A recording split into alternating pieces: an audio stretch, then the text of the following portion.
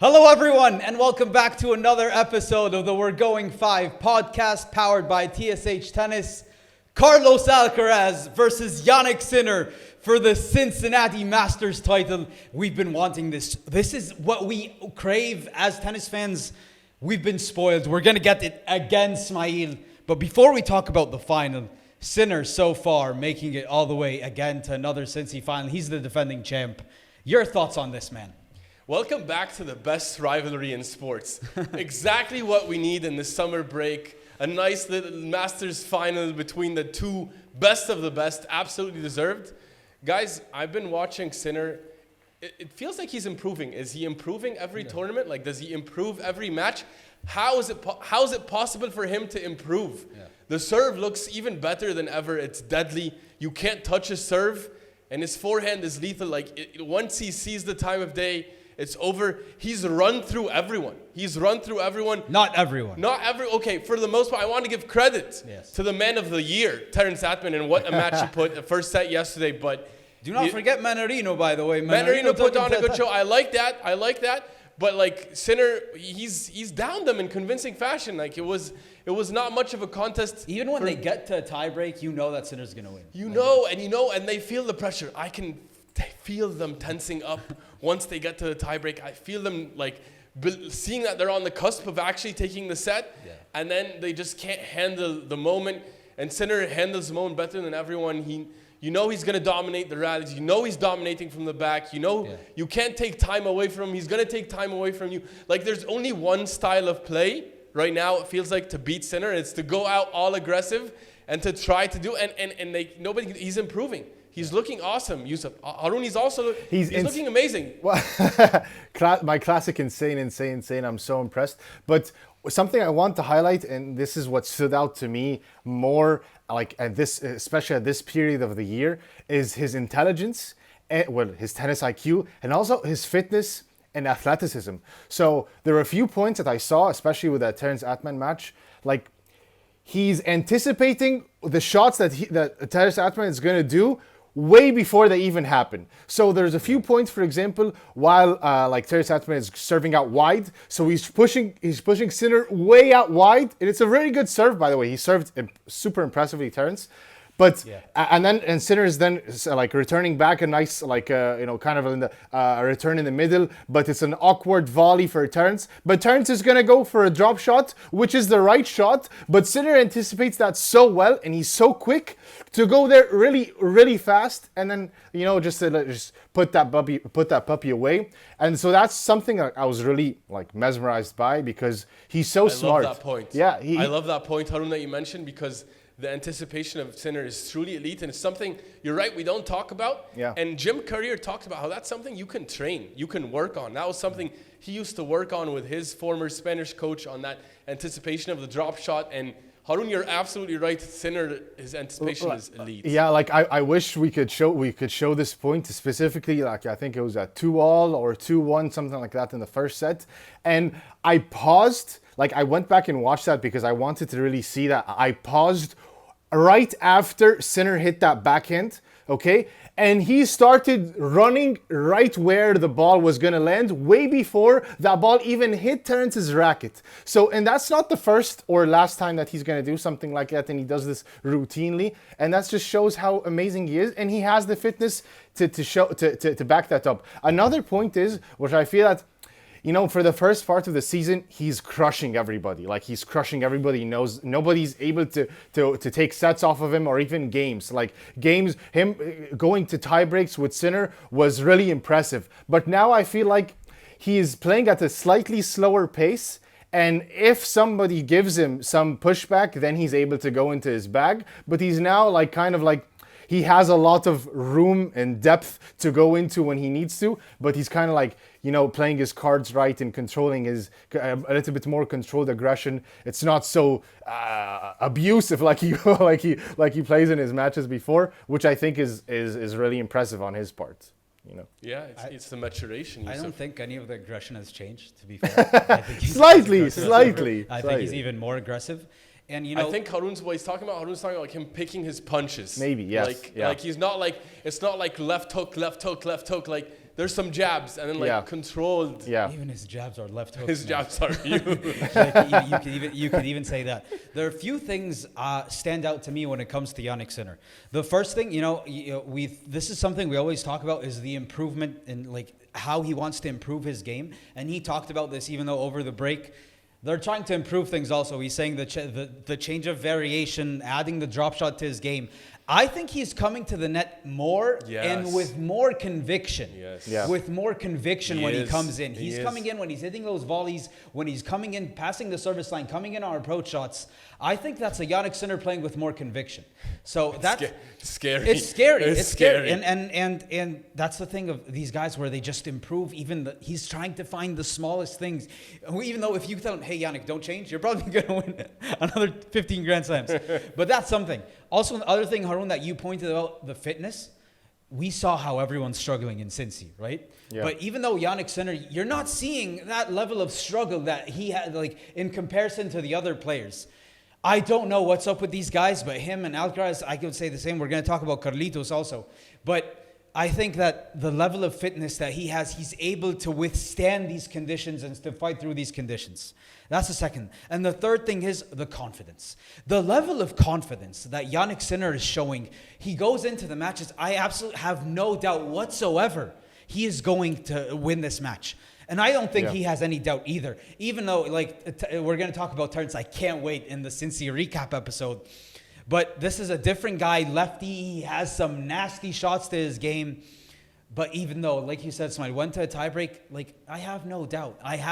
Even though Terence fought a bit, Jannik's going to win the tiebreak. And then he's going to break you. Then it's over. His aura, Yusuf, is just too good.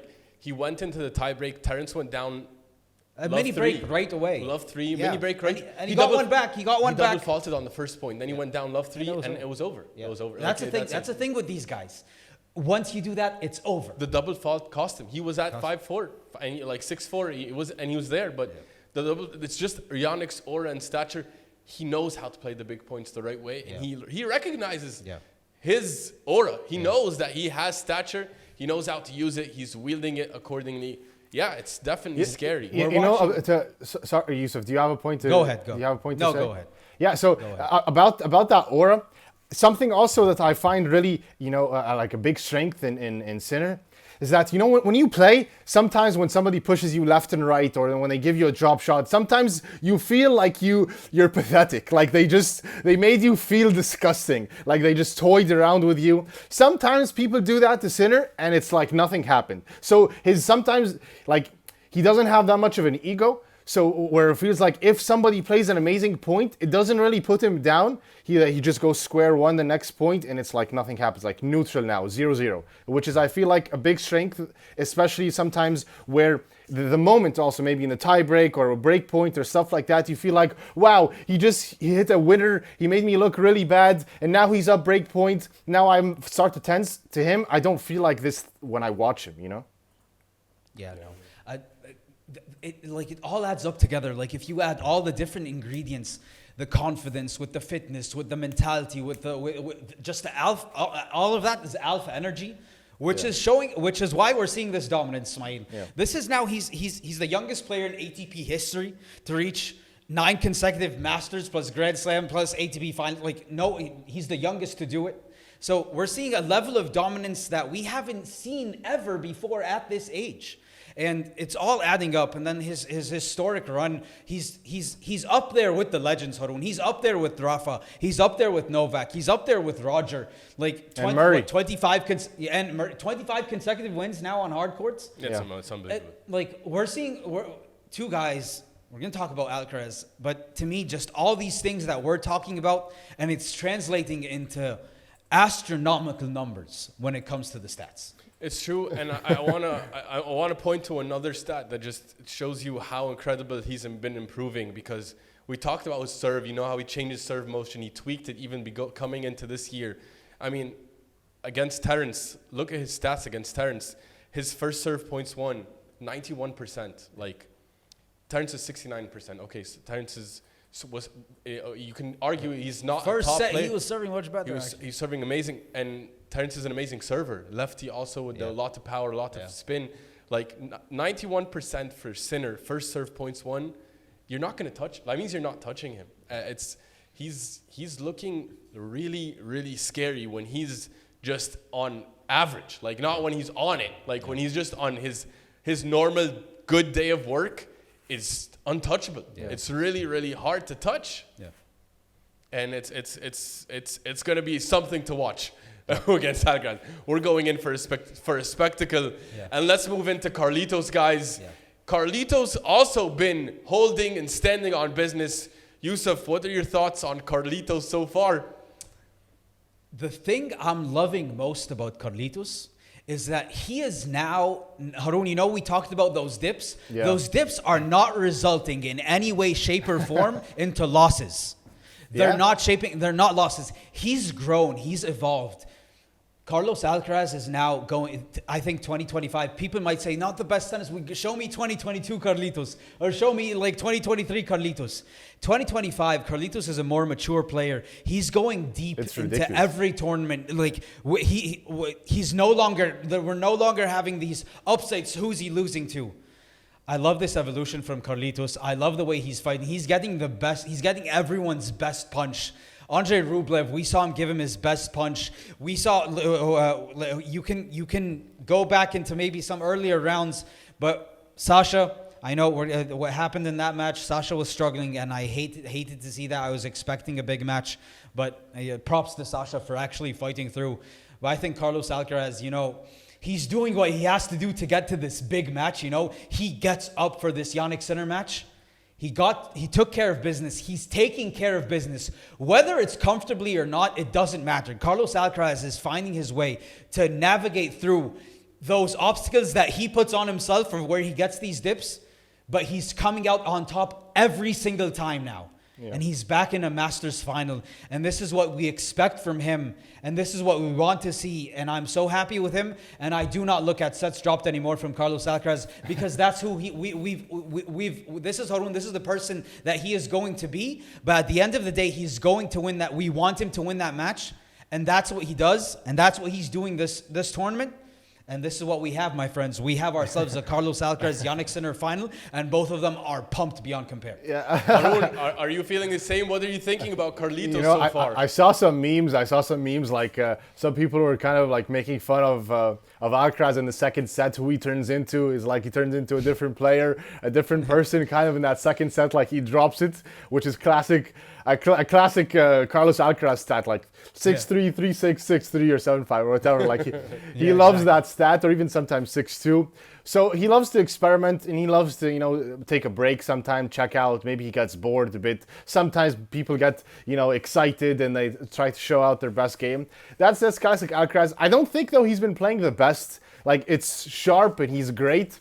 I think we're not seeing, you know, the best version of Alcaraz of this tournament so far. It's not like wow. Obviously great, classic Alcaraz, you know. But in that Rublev match, he wasn't playing amazing. Like, I feel like he won a bit ugly, and Rublev could have maybe, you know, stole that away sometime. He could have maybe found a way to win.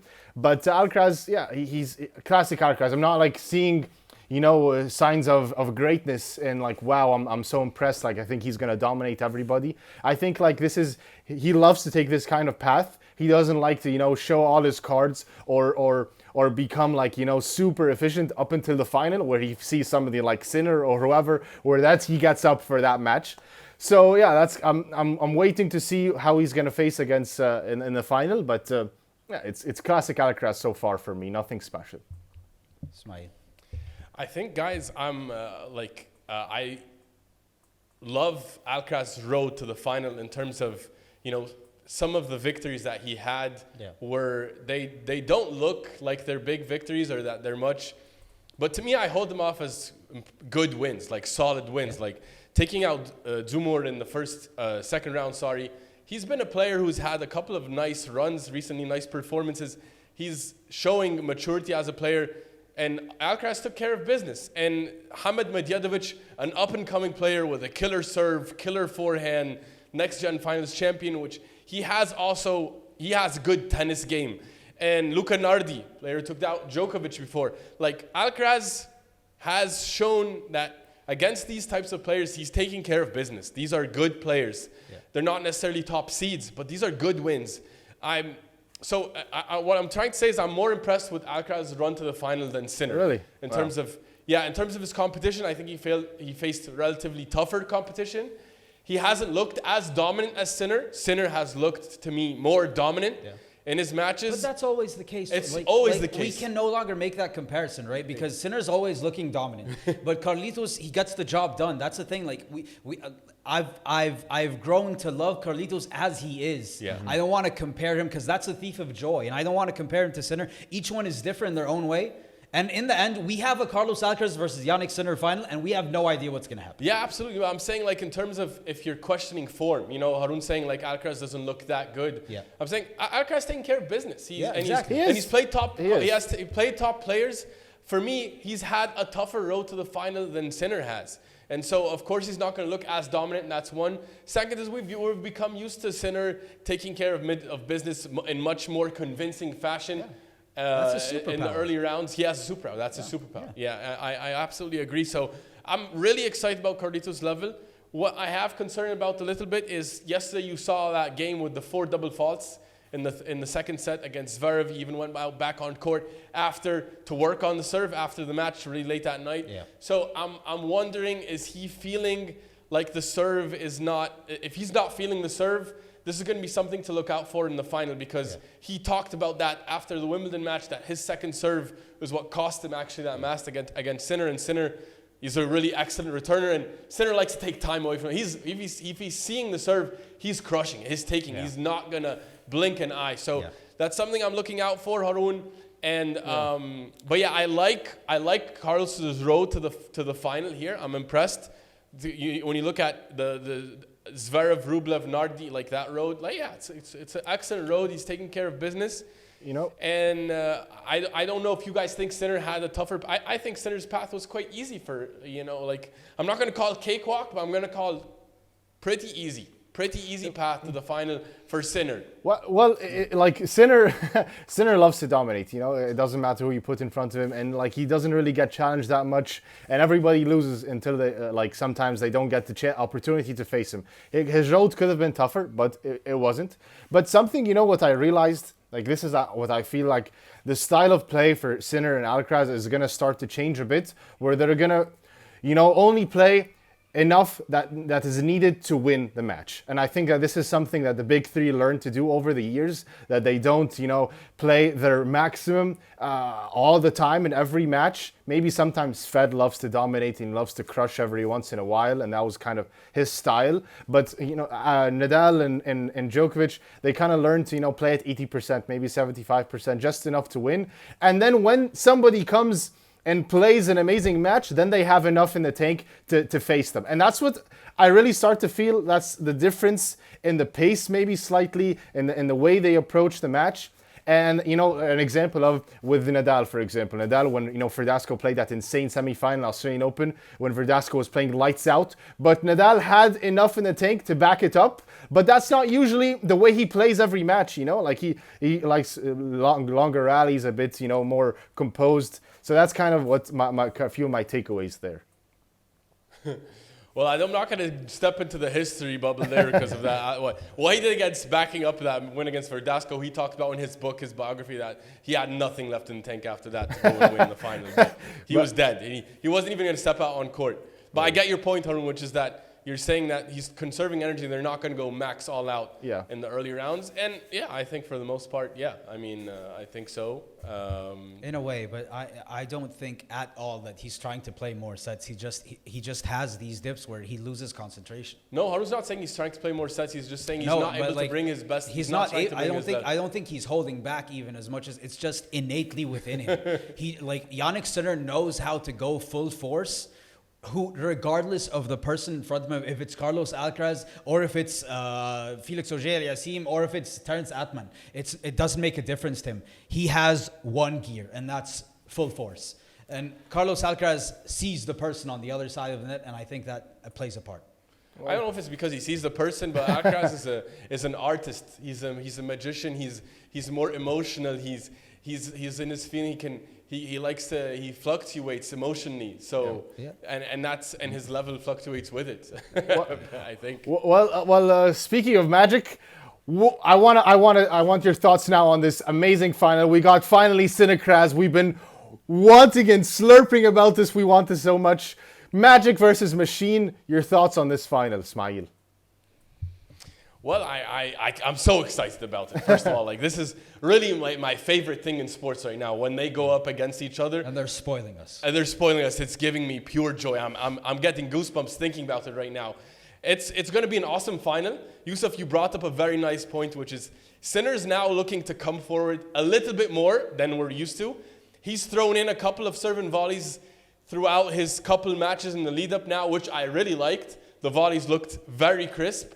Alcaraz not looking as convincing as we've seen him before. Yeah. Little bit of the talk about the issue with the serve. I'm concerned about the serve. He needs to serve well. Yeah. He needs to serve well in order to win this match. Yeah. His second serve especially is going to have to be on point. He's going to have to variety with the serve. He's going to need to do a good job of getting and putting Sinner on the defensive more, because in Wimbledon, Sinner was dictating the pace more. Of course, the surface is a bit faster. I think actually he's happier now on the hard courts. He's going to be happier on the hard courts than he was in Wimbledon in those rallies. He's going to have his footing better. I weirdly like Alcaraz more now in these baseline matchups. A big question mark for me is the serve. How much is Sinner going to show conviction in moving forward and using the drop shot? He didn't have to do too much of that before, although he did move a lot forward to the net in Wimbledon. He went to the net many more times than Alcaraz in Wimbledon. So I think it's going to come down to, it's about feeling, guys. I think we're at this point now in the rivalry. It's about feeling who's able to feel the ball better that day, who can serve a little bit better, return a little bit better, who can mix in the variety that day more. There's nothing clear, Yusuf. There's nothing clear more than that I can pinpoint right now. Yeah, well, I'm with you on the thing that, to me, it's Alcaraz serve needs to be working. If that serve's not working, it's over.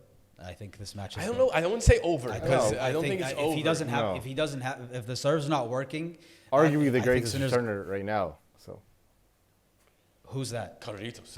Amazing. He's an amazing returner. If the serve's not working, I think he's going to struggle big time in this match. And Jannik Sinner, to me, is the favorite in this match. He's the heavy favorite in this match. But that's the thing about Carlitos. He knows how to bring out this magic. And on any given day, Carlitos can turn around. We've seen what he's done with Sinner recently. He owns him in the head-to-head, more or less, except in that Wimbledon final. So anything can happen on any given Sunday. Well, actually, it's going to be on a Monday. But on any given Monday, the Alcaraz can show up.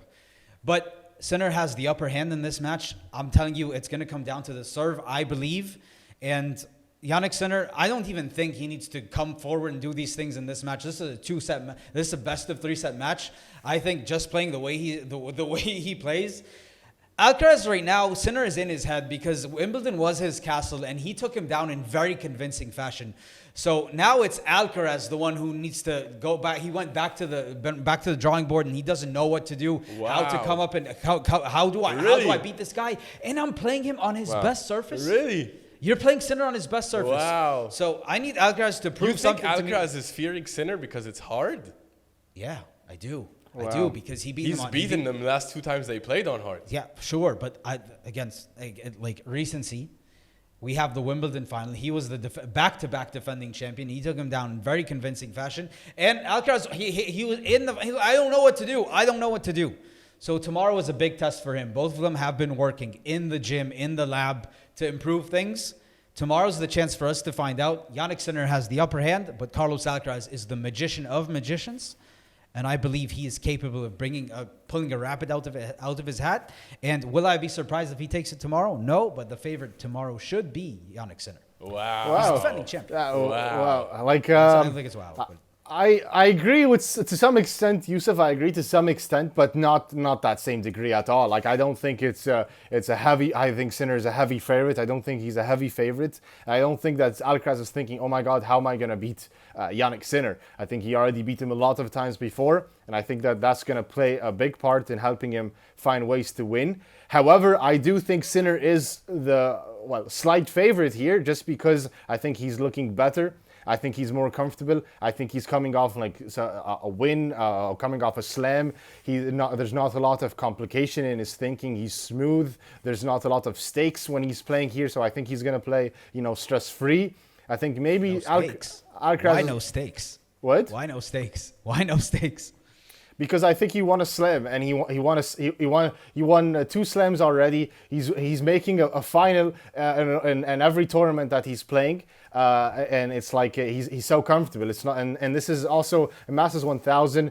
Like he won a few before. It's not like he needs to defend. He won it before. It's not like, oh my God, there's some hiccup there. And he's eyes on the prize is the big title, which is U.S. Open. So I think this is not going to be so heavy on his heart if he loses. And I think Alcaraz is maybe is going to start to overthink a bit. Like, how am I gonna am I gonna go on a losing streak against Jannik or something? Haven't won a title in a while. Those things. So, but I don't think like he's thinking like, oh my God, how am I gonna beat Sinner? Or because I think he can, and he has the tools to beat him. He has a lot of magic, and the previous matches do not dictate his level going into that final against Sinner. I think it never actually dictates that. And regardless of whatever he does, even if he loses, or even if he goes to a final set and he wins them in tie breaks every single time and he never breaks, to me, it almost means nothing until he goes into that final. Obviously, I'm exaggerating, but I think Alcaraz is that kind of player where Sinner is a different game. It's a different sport on almost. So I think this is a slight favor going into Sinner, but it's going to be definitely interesting because they both want this match and they're both excited to play this. Yeah. Well, what's your thoughts, Smile? Yeah, it's going to be fun. It's going to be fun. That's all I know. It's going to be awesome. But I'm on the other side, I think, of you guys because I think Alcaraz is salivating. Well. Guys, it's the moment of truth. It's time to make your pick for the Cincinnati Masters final. Sinner versus Alcaraz, Chapter 14. Yusuf, who in the world are you taking? I think I've made my case for Jannik Sinner. I think he's made his case himself. He is into the level of the greatest of greats of what he's doing on hard courts. The dominance is, we haven't seen this in a long time. He took down Carlos Alcaraz in very convincing fashion on grass, and now we're on hard courts, which he loves. He's the defending champion here. Jannik Sinner is the man to beat in the entire world, and Carlos Alcaraz, you can say anything you want about, this is a new match, it's a new day. Jannik Sinner, I think, is in his head. Jannik Sinner is going to dominate this matchup, and he's going to win this match in straight sets tomorrow to defend his Cincinnati title. Wow, Haroon, wow. 2 sets is a crazy pick. Wow, what are you saying? That is crazy. Wow, no, I don't think it's going to be 2 sets, but I do think it's going to be Sinner. Jannik Sinner has never let me down, once in RG, but barely. I won't blame him for that. I won't give him too much blame for that. But he doesn't fail me a lot, and I'm going for Jannik Sinner. I picked him at the beginning of the tournament. I'm going with him again. I think Jannik Sinner in 3 sets. It's going to be an exciting one. This matchup always shows up for me, so I'm gonna stay tuned and bring my popcorn. What do you think, Smile? Wow. Well, you guys are doubting the magician. You're doubting Carlitos, and I love it. I absolutely love it. You know who called this match coming on Monday a great final? It's going to be a great final because it's going to be a great day for Carlitos. He's going to win that match. He's looking forward to it. He's salivating at that moment. He knows that he wasn't able to bring his best emotions on court in that Wimbledon final. I think a part of it was because he just wanted his friend to have a Grand Slam because he stole RG from him. He stole it like a wizard. It was magic the way he stole it. And now he had to give him Wimbledon. He offered Wimbledon, but he's 5-1 against this man in the past 6 times they've played. And he's beaten him the last 2 times they played on outdoor hard. Give me Carlitos all day, every day, baby. Carlitos in 3. It's going to be a dominant third set win for Carlitos. Wow. I disagree completely. It's gonna be. Stay So you're all tuned. gonna. Bring your popcorn. Is the man. He loves playing center. He loves it. He's the one who has his. He loves it. He loves the chance to get revenge. Yeah. Carlitos all day. Great all points. day. Great points. Great It's points. nice to see how we're all on different sides of this, how we're all seeing both of their paths like completely differently. Tomorrow we're going to find out. It's time to find out, and I can't wait. I can't wait for this match. tuned. I can't wait. Stay It's going to be tuned. awesome. Yeah. It's going to be awesome. We can't wait to see this match. We can't wait to see what you guys have to say also about our picks and thoughts. Let us know. Drop them in the comments. We're reading every single one of your comments always. And also, in the meantime, you're going to really enjoy our recent interviews with Coach Michael Tillström. He's the former coach of Gael Monfils and the current coach of Denis Shapovalov. So many cool insights there about what it takes to coach up a pro, how to set goals, how to work through tough moments. So many interesting insights, even about playing against former top guys like Sampras and Agassi. You're really going to enjoy it. We also had a really nice interview with Coach Connor Casey you're going to check out. He talks also about the college game, what it's like to develop as a professional player, as a junior player. So many fun anecdotes there about the tour as well. We think you're going to love it. So go tap there and check it out and subscribe so you get all your tennis news here every week. Have a good night. Good night. Good night. Very good night.